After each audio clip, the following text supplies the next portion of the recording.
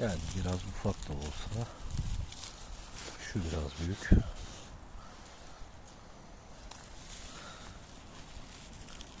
Kanlıca mantarına denk geldik. Şimdi bunu kopartıp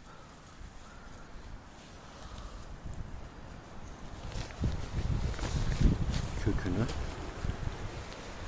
tekrar doğaya bırakıyoruz. Şu şekilde.